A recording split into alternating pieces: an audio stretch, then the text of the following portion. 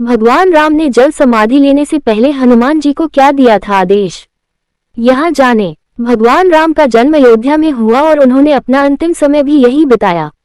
जब समय आया कि वे बैकुंठ लोक लौटे तो उन्होंने सरयू नदी के एक घाट पर जल समाधि ली। ये स्थान भगवान राम की अंतिम यात्रा का प्रतीक है।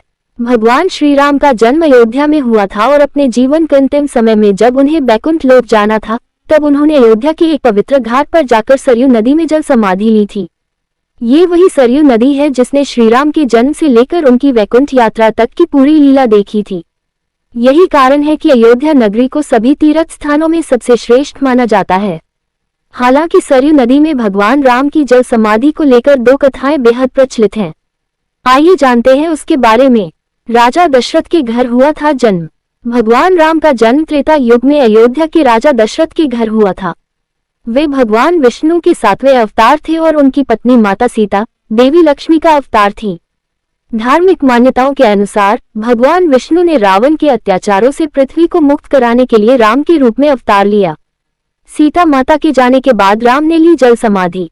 जब भगवान राम ने माता सीता को रावण से मुक्त कराने के बाद भी उन्हें छोड़ दिया और उन्होंने अग्नि परीक्षा से अपनी पवित्रता साबित करने के बाद भी उन्हें वनवास भेज दिया, तब माता सीता ने धरती में समाकर थल समाधि ले ली।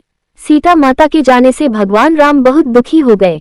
फिर उन्होंने यमराज से अनुमति लेकर अयोध्या की सरयू नदी के गुप्तार घाट पर जल समाधि ले ली। लक्ष्मण से अलग होने के बाद राम ने ली जल समाधि। एक अन्य कथा के अनुसार एक बार यमराज साधु के रूप में अयोध्या आए और श्री राम से अकेले में कुछ जरूरी बातें करने की इच्छा जताई। उन्होंने एक शर्त रखी कि बातचीत के दौरान अगर कोई अंदर आया तो उसे मृत्युदंड मिलेगा। श्री राम ने यह बात मान ली और अपने छोटे भाई लक्ष्मण को दरवाजे की निगरानी करने को कहा। इसी दौरान ऋषि दुर्वासा वहां पहुंचे और श्री राम से मिलने की जिद करने लगे।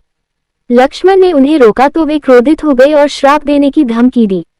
मजबूर होकर लक्ष्मण ने उन्हें अंदर जाने दिया। इससे यमराज और राम की बातचीत टूट गई और श्री राम को अपनी बात का पालन करना पड़ा। उन्होंने लक्ष्मण को राज्य से निष्कासित कर दिया। लक्ष्मण ने यह मानकर कि उनका जीवन अब व्यर्थ है, सरयू नदी में जाकर जल समाधि ले ली। इससे श्री राम बहुत दुखी हुए और उन्होंने भी उसी सरयू नदी में जल समाधि लेने का निश्चय किया। इस दौरान हनुमान, जामवंत, सुग्रीव, भरत, शत्रुघ्न आदि सभी वहां मौजूद थे। हनुमान जी को दिया पृथ्वी पर रुकने का आदेश। जब हनुमान जी ने भगवान राम से प्रार्थना की कि वे उन्हें भी अपने साथ ले चले, तब भगवान राम ने उन्हें समझाया, हनुमान, तुम्हें कलयुग तक पृथ्वी पर रहना है।